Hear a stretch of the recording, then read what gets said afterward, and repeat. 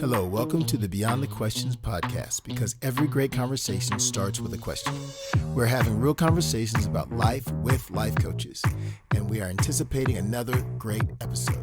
So get ready and let's get started. Hey everyone, welcome to Beyond the Questions. My name is TQ, and I'm here today with several other coaches. We are going to be diving into a topic called self-doubt. Everybody deals with this. I don't care whether you are just kind of going about doing whatever, or you feel like you're the CEO at some major corporation or whatnot. We all deal with this thing in ourselves where we go, I don't know, am I going to be able to do that? And so today we're going to talk about that. And as we do that, I want to give my co-hosts, my co-coaches, these awesome people that you see on the screen, I want to give them an opportunity to introduce themselves. And we're going to start with Ericka.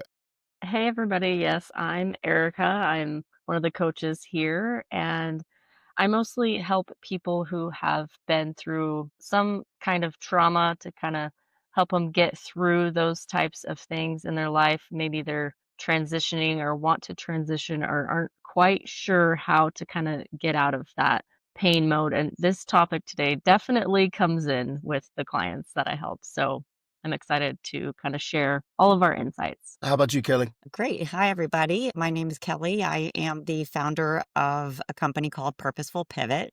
And my purpose is really to empower accomplished women experiencing corporate burnout to make a mindful transition to their what's next. So hopefully, after leaving a professional job and trying to figure out what you want to do at this stage of life, that I can help women get through that transition faster, because I lived it myself and it was a hard process. And so my mission is to help women get there a lot quicker than I did. So self-doubt really creeps in. And so I'm happy to talk about it today. So Awesome. that's me. Jason? Yeah. Hey, everybody. My name is Jason. I am the owner and founder of Jason Roten Coaching. And so I love to just spend time talking to people, hearing their stories, and helping you achieve your goals and find purpose in your life. So I do that both in a life coaching situation and also in an executive or business coaching format. And this month I was certified in emotional intelligence coaching as well. So super excited about that. Thank you. I feel like I don't really want to talk about this topic today because it's maybe a little too close to home, but looking forward to the conversation regardless. Awesome. Appreciate the honesty there, Jason. I'm TQ. My mama calls me Twan. I am in charge of or lead a organization called TQ Coaching Solutions. I'm a coach and I really love helping people get unstuck, especially those of you who may be creatives, entrepreneurs, just kind of starting something and you're going, I'm just stuck. I love walking people through that. And so that's why I'm here today. And I think we are ready to dive in. So self-doubt is sneaky. Like it's not something that you kind of just see coming on. Oftentimes it comes in a lot of different ways. It's kind of whispering at us and it just kind of shows up most of the time when we don't want it.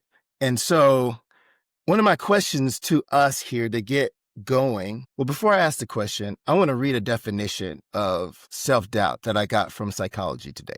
Okay. And the definition says, self-doubt is a feeling of uncertainty or lack of confidence in one's own self or one's abilities. And then it says it can lead to lots of things like anxiety, procrastination, self-esteem. So that's what I'm saying. It shows up in a lot of weird different ways. So what I would love to do is ask our team this.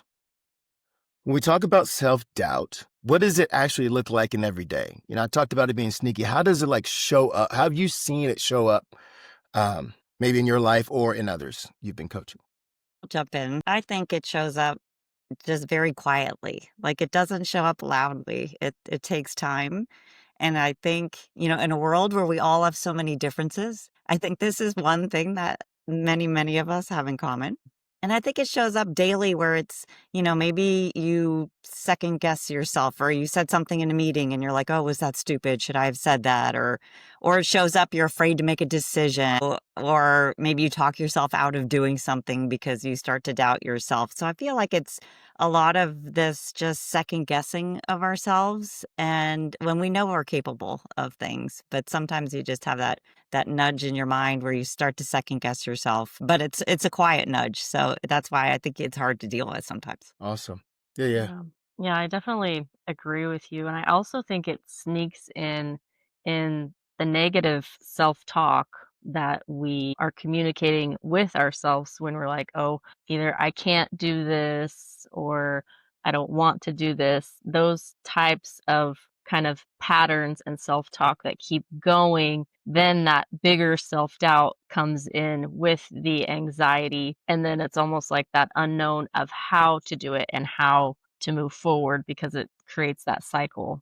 Yeah, and I think for me, when I think about this, it's that like, I mean, it is a self-talk that says, I can't do that. So you bury yourself in what you can do. So I can control this little piece of my business or my world or whatever I'm going through.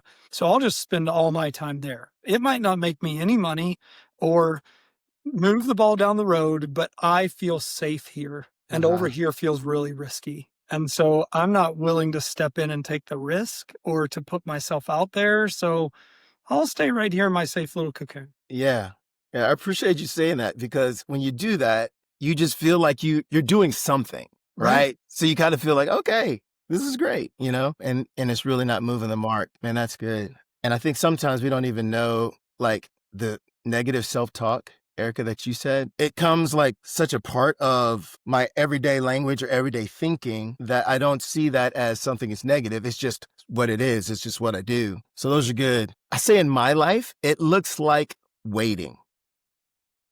I'm waiting for, I don't know, some of the things to line up or to get this next piece of information or, well, when they call me back, then I will, right? And so what happens is I end up waiting my time away because I don't feel that confidence to go ahead and go, you know what? No, I'm going to go ahead and step in. I may not have that together or this together, or I may not be exactly sure. Maybe I'll try this because I hate to mess it up. I don't like that whole go in and, man, just stink up the place with what I've done. And I don't like that. And so I don't want to do that. I don't want to be that guy. And so if I wait, then I'm not that guy. You know what I'm saying? And so the self-doubt deal, it's just kind of crazy how subtly it comes in and just, at least in my world, and just kind of hangs around, like I don't want to see it. So it's hanging around. But my question here is this: where do you think it comes from? I just imagine myself, little baby Twan. I don't remember that, but I'm going around and I'm learning stuff. I'm picking up blocks. I'm, checking out the room, eh, learning to walk. Life's grand. And then one day I go from this little infant, toddler person with lots of possibility to, my goodness, I don't know how anything is going to work. Right. And so I'm going between there and that angst of impossibility. What happens? Like, how do we find ourselves in that spot? So TQ, first of all, I think all of our viewers want to see baby TQ. So I feel like maybe post edit Absolutely. somehow. We need to like post in that picture. Put a little picture there. We I'll get see if I the can do that. full impact of that story. But on a serious note, I think life teaches it to us. I think as toddler Jason toddling around, and I thought, we get told we can be whatever we want, right? You can do anything you want. No, I can't. I'm a short, slightly overweight, bald white guy. I cannot go play in the NBA. It's not going to happen. But I think we get told along the way, you can't. That's not a possibility for you. And then in that, we begin to write stories and narratives into our own life that build limits for us and that stop us from achieving more than we probably are capable of because we start to believe our own story. Mm-hmm. Yeah, that's that internal story, right? How we perceive ourselves to be, while also, I think another thing that happens is our environment and it's the external things that happen to us. And if we can't kind of quite figure out how to get through those rough areas and times of life, then it's kind of like all of this impact, right? When we've been told, oh, well, I can't actually go and be this NBA player. I've wanted to play basketball my whole life, or, something like that. And then we have an injury on top of it. And then it compounds, and we have to learn how to change our mindset to go through those challenges and what we've learned through life experiences. And not to go into therapy because we're all coaches, right? And coaches try to help people move forward, and therapy is more looking back. But I do think a lot of it comes from childhood and your environment and what you've heard. And then you start to play these scripts in your mind of things that you've heard, and then over and over again. And then, I think kind of Jason, to what you were saying before and being comfortable, your brain is wired to do what's comfortable and go what's easy. So if it's easier to listen to what you've heard throughout your life, things that you can't do, that's where your brain tends to go. So you definitely have to purposely kind of change those thoughts to get out of that self-doubt. But yeah, I think that a lot of that's what holds us back to that kind of self-doubt space and that comfortable space. When we talk about our environment, I think I want to add sometimes, well, like Jason, you said, we hear we can do anything, right? And I think that's the story for many of us. You can do anything. Mom's like, yay, that's my baby in the, in the stands. You know what I'm saying? But sometimes some people don't have that. All of those people that are close to them, first people they open their eyes to and see, have been the ones with the heavy negative messages of you can't, you're never going to be, etc. That's a large hurdle to overcome, because, man, I mean, we don't even know what to call ourselves till somebody calls us something, right? Tells us our name. And so we start to carry what those who we entrusted to say. And sometimes it's just not true, right? Getting ourselves to go, I can trust them in these things, but in that thing, I think they're off. That's a tough thing to get to. And so, TQ, if I can. Yeah, go ahead. So I don't want to go too deep down that. I appreciated Kelly's call out about therapy, but I've been to some counselors and talked with one. And in one session, I realized when it comes to self-doubt, I had envisioned in my life a bleacher section of people who are waiting to watch me fail, who are gonna cheer for that. Now, I don't think anybody's actually in that. And that's what the counselor said. He's like, who's in that cheering section? Tell me who's there. And I'm like, nobody with an actual face is there, but they're there. And so I think part of it is this, like, we create this in our mind that there are people out there, people just waiting for us to fail so they can celebrate. At least that was part of my own self-doubt. Yeah. And naming that and realizing that was a huge help for me to realize that there's probably nobody out there actually waiting for me to fail. Like, most decent human beings want other people to succeed in what they're doing, right? Like, but at least in my story, I had created this narrative of that's what was happening. Yeah, man, thank you for sharing that and letting us into that vulnerable space. I appreciate that, bro. He's already kind of opened it up a bit. I'm just kind of wondering, in our own personal life, what have been the experiences that have really had an effect on either your self-doubt, or we can flip it, or confidence too, And I'll start, okay? We started talking about basketball. I'm a basketball fan. I love it. But I remember playing basketball in high school. Actually, I didn't play. I suited up. I went to practice, but I sat on the bench a lot. And I remember my coach saying, give me a reason to play you. In my mind, translated to, you don't have a reason? Why'd you pick me on the team? Right? And so I'm like, oh, you don't believe that I can? So maybe I can't, right? Because that was my coach. I think he was trying to motivate, etc. Tell us, the positive end of that is like, show me what you can do, but that's not how I heard it. Then conversely, I had a 6th grade teacher named Miss Tipton. I love her. I don't know whatever happened to Miss Tipton.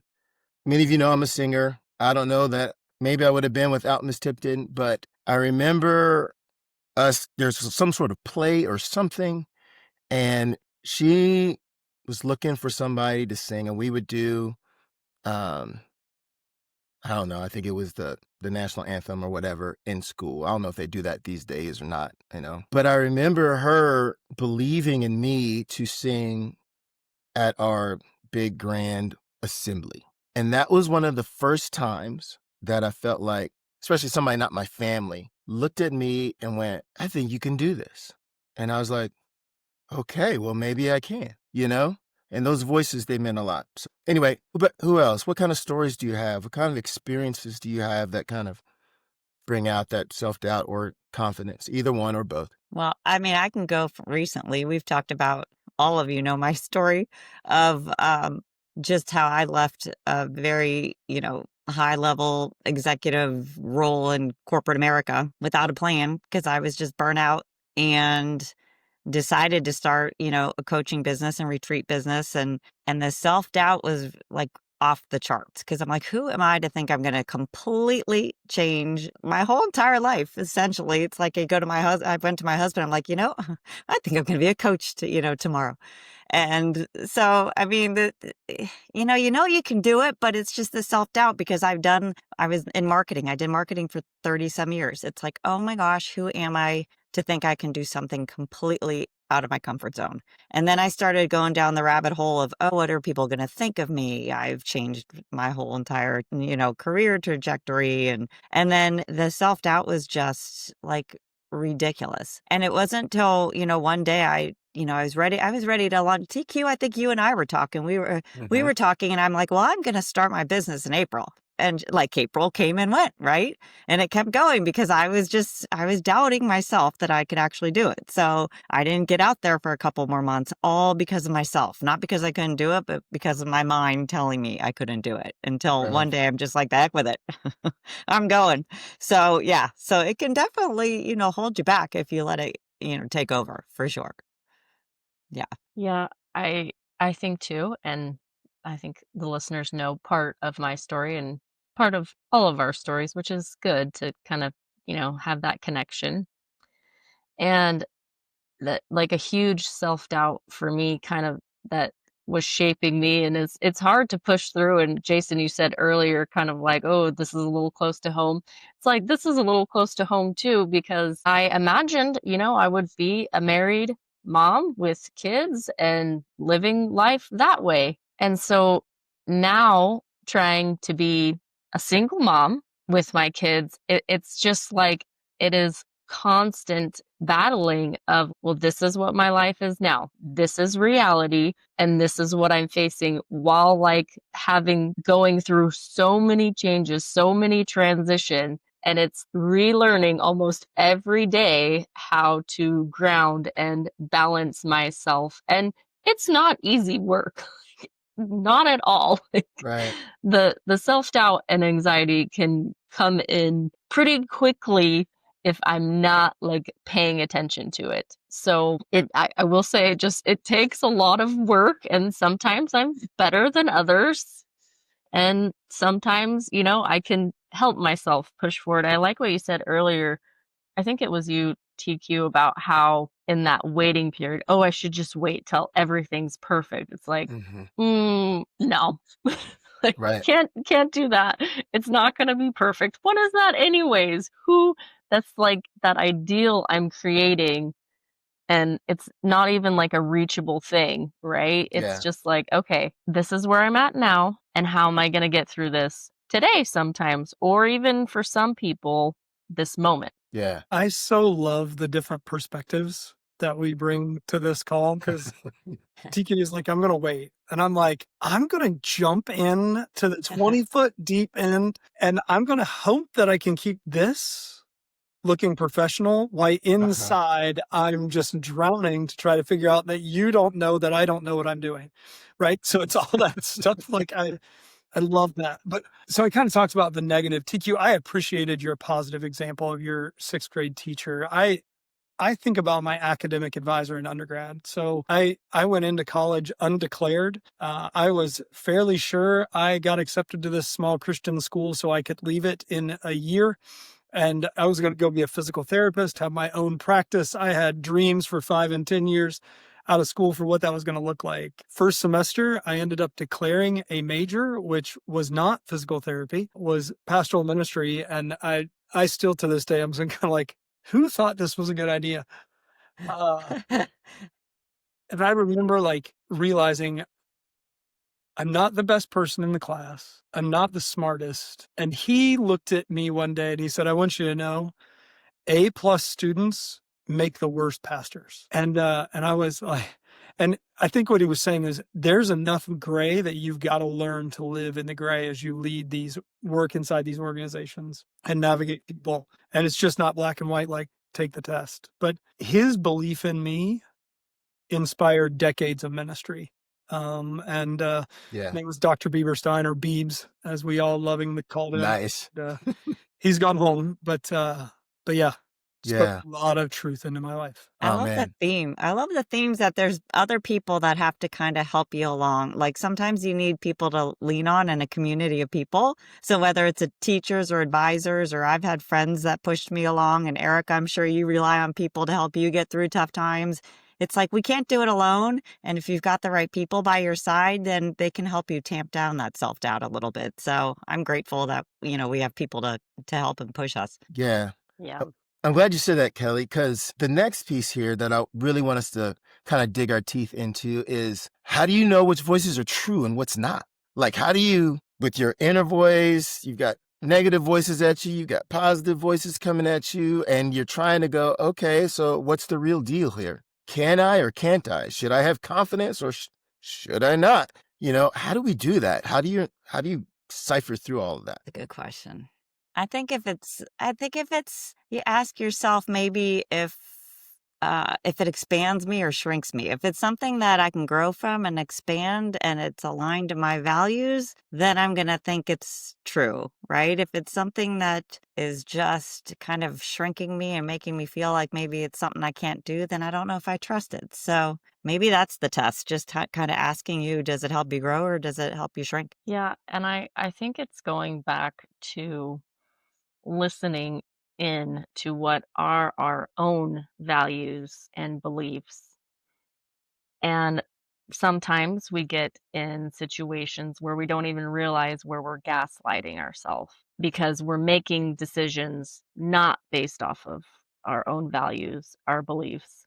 And like you said a moment ago, Kelly, like it takes a very like trusted group of people that we can go to with those questions like, hey, either I'm thinking about doing this, and it could just be even a little small thing, and just being able to talk it out with somebody you trust to know, okay, is this really something that's coming from me, or do I need to which I want to be careful with my words here, because not second guessing doesn't necessarily mean self-doubt, but is it going against like who I am as a person? Does that make sense? Think so. Can you put a little meat on that, the difference that you were saying there? Well, okay. So even in like, I feel like in me like stepping out into becoming a coach, and I feel I'm a little in between the no plan and then the just jumping and doing it, right? And whereas if I go back and I look at who I am as a person, I really enjoy helping people. And so what is coaching kind of on a very broad spectrum is helping people. Am I a little nervous about it? Am I a little scared? Yeah, I am. It's new, it's different. I haven't been doing this for a long time. Yet I actually just had this conversation with my friend the other day about how when we were in nursing school, you start out with one patient and you can only take care of one patient. And then as you continue to practice and keep going, all of a sudden you are realizing, then you have 2 patients and 3 patients and 4 patients, and you're doing it efficiently. And this kind of goes back to that, I was thinking about this when you were talking about that, like baby toddler, they continue to get up and walk. They fall down, but they continue to get up and walk, like over and over and over again. So even though I'm a little bit scared going forward in this, I'm going to continue to get up and walk and go over and over and over again until I get to that more fluid place. I don't have a whole lot to add to what Kellie and Ericka said. I think that values piece, I mean, that's the meat on the bones for me is, am I true to myself? Am I true to the values? The things I say that I want to be about, am I doing that? And Kellie, I loved the team analogy. So I've got a group of people who I talk to, and they know all the parts of Jason I don't want anybody to see. That team approach often helps me decipher what's true, because there's normally something that all of them or the majority of them are seeing that is resonating with me, that is where I think I should go or what I think I should do.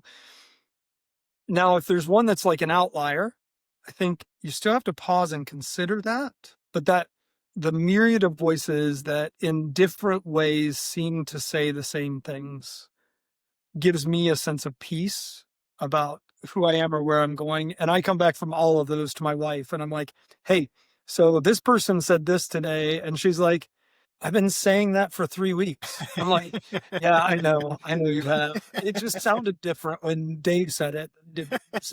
And so there's a lot of validation, I think, in that team. Yeah, I hear that. That's good. Having that team, yeah, and those values. I think I look back at my experiences. There's some things I do well in, and some things I don't. And that's just kind of my history. Okay, that's just what has happened. I can look at them and go, "Why didn't this happen?" or "Why did this happen?" Right? And what has been my history does not necessarily mean this is what's going to be my future. And so in the negative ones where I'm like, ooh, I did not do that well, right?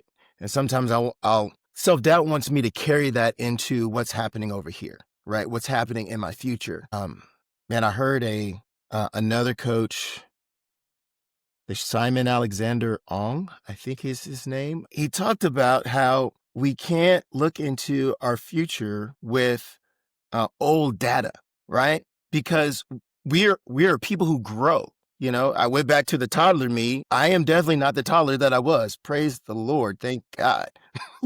Right?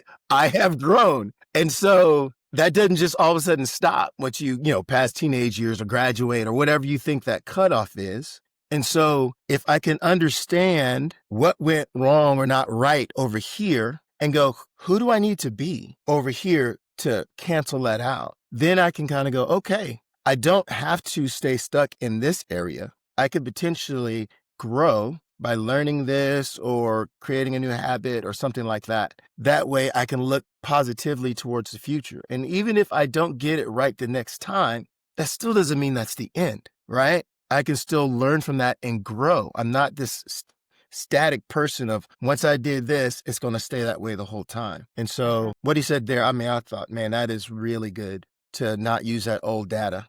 Okay. So we're sitting here in our homes or wherever we are, and we're postulating and philosophizing about self-doubt, right? I don't think I've ever done those two things before. That was well, Those are some big words. Welcome to the club. Welcome to the club. Well, how do we deal with it in real time? You're in the midst of something and wham, self-doubt comes, right? And you're like, how do I, in the moment when it's on me and I'm feeling the fear or the, oh no, or this is just like so-and-so said it would be, right? How do we deal with that in the moment? Like, are there some things that we can do that help us prepare now for that time? I do a couple of things. I name it out loud. So if it hits in the morning, I'm having coffee or lunch with somebody, I'm going to talk about it at coffee and lunch. If it's somebody who's in that circle of people, right? Like, or I send my wife a text. So this hit me yesterday. I had an event happen yesterday, made me start to question everything. And I just sent my wife a text. Hey, I'm struggling today. And she's like, what's going on? And just the text gets it out of your head and helps you begin to move forward. I'm going to be a little contrary to what you just said, TQ, but I think we're saying the same things. I like to look at the past successes, not to take that past data from the negative and bring it forward, but to be like, remember when you didn't think you could do that thing? Mm-hmm. And look how that thing turned out. And there's a sense in which I can then build confidence to do the big scary thing that's right in front of me right now, because I can see where I had inside myself or the team of people I worked with or whatever achieved that. So if you could do that, you can do this. Right. Yeah. It's good. Yeah, I wanted to say, I don't know if you've ever heard the saying before, Jason, but name it to tame it is it's very helpful. Yeah. I think that there's just like other practical ways. I know like I do some like neurosomatic intelligence exercises, and there's lots of different practices out there that could be breathing or tapping or there's so many different things. Even just I'm gonna admit, so here's my bag right here. I did a little bag breathing before we started our session to just kind of like help that, just that initial nerves kind of calm down. Mm-hmm. That's good. This podcast is not helping my self-doubt. I am the dumbest person on this podcast. What? That was a mouthful. That was a pretty big word, Eric. Oh my gosh. Somatic. What? NSI. Oh, It is man. helping, it's trying to help our nervous system be in, like communication with our body. Like a brief summation. Think about like your feet and the last time you actually like paid attention to where your feet are in space, yet your feet take you everywhere. And so there's just a lot of connections within that, and also actually can then go out to help with self-doubt. Jason, Awesome. you and I are going to have to go like read up in some dictionaries and maybe we can quiz each other for our next podcast. My favorite part of that whole thing was she said to keep us grounded and then dropped neurosomatic. I was like, I'm sorry, that doesn't feel grounded. Still, this is my favorite part of them. I don't even know what that means, but okay, I guess we're grounded now. Thank you. Gosh. Thank you for the explanation, Ericka. Yeah. I am not going to spend the rest of the day thinking about my feet, but I appreciate it. It was great. Oh, man. I'm That's glad awesome. I'm here to help. man. So the question was like in real time, how do we combat, this self-doubt when it comes? So, Well, you know what I do in a bit, well, kind of not in real time, but in advance, if I know I've got something big coming up, I'll go back and like I saved, emails or letters or things that people sent to me that were complimentary of things that I've done or accomplished. And I say I have them all in a file on my computer. So if I need to, a little kick of self-confidence, I go back and I read them because I'm like, look at all these people that had confidence in me and thought well of me. Why aren't I thinking that way? And so that helps. That's just kind of something to do in advance, but it kind of puts you in the right frame of mind if you're going to do something big. absolutely. And while I did ministry, I kept a file of what I'd call good notes as well. So I get that. I'll say I pray. Like even before we started, these guys, were getting ready, and I was kind of scrambling to get stuff done, and there was this nervous energy, like, "Whoa, Twan, don't jack this up," And so I was like, "Well, I guess I better give it to something higher than me, because, man, I need some help." So I want to give our listeners any last kind of, if there's like one mindset or habit, we've kind of dipped into that already, but if you've got like one thing you would say, man, when you're fighting self-doubt, shift this or try this, what would that one thing be? Kind of our famous last word segment, I guess. Ericka, any big words? Yeah, Jason and I are afraid to talk now, so you guys should just take us home. Supercalifragilisticexpialidocious. Change your mindset. Say a big word. That's fine. No, I mean, I think it goes along the lines of what we've just been kind of talking about this whole time.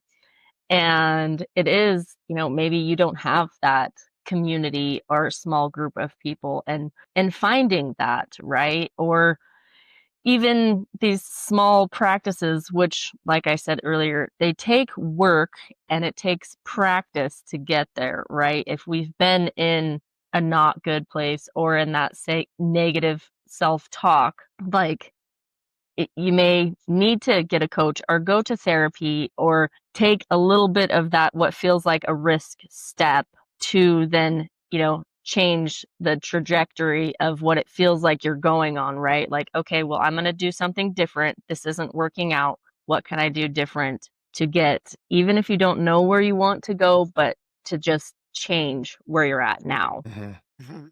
Cool. Yeah, kind of along those lines, I think everyone should just at least do something once a week that's uncomfortable.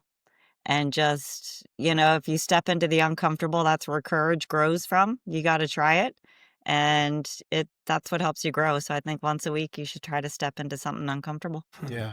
Love it. One thing I haven't said yet, and I'll just add it to, I want to say I loved Kelly's encouragement note idea. Everyone should have that file. The other thing I think, if you're starting to talk that way to yourself, go put on some headphones with some angry music and go do 30 minutes of cardio. And you're going to feel so much better. I'm sure there's science behind it. Ericka can probably use all the big words to explain it, but you're just going to feel better. And there's a release that just kind of comes out. And so I think so many times we want to say, I just need to get my head right so I can get my body right. Or I just need to get my body right so I can get my head right. They're so linked. So I think angry music, 30 minutes of cardio, feel better. Yeah. That's good. Yeah, getting that energy out. Yeah. Man, I would say to all of our listeners, you just need to know that you're amazing. I used to watch these videos. I looked it up before coming on this podcast, but it was People Are Awesome. I don't know if y'all ever saw those, but you've got people flipping, riding things, doing all kinds of this crazy, amazing stuff. And we're all human. That's one thing we have in common. And you have gifts. You can do stuff. It's not just those amazing people. Humans are amazing. For goodness sake, we put people on the moon, or at least they say, if you're a conspirator. Okay? That there have been amazing things that we have done, right? And you're one of those folks. And so just remembering that when self-doubt comes in, wants to make you think you're not one of those people, but you are. Tune in next week for conspiracy theories we all believe. And Jason and I are going to come with one big word next week. I'm what's your big determined now. word? I'm going to start reading my dictionary this week for sure. Man.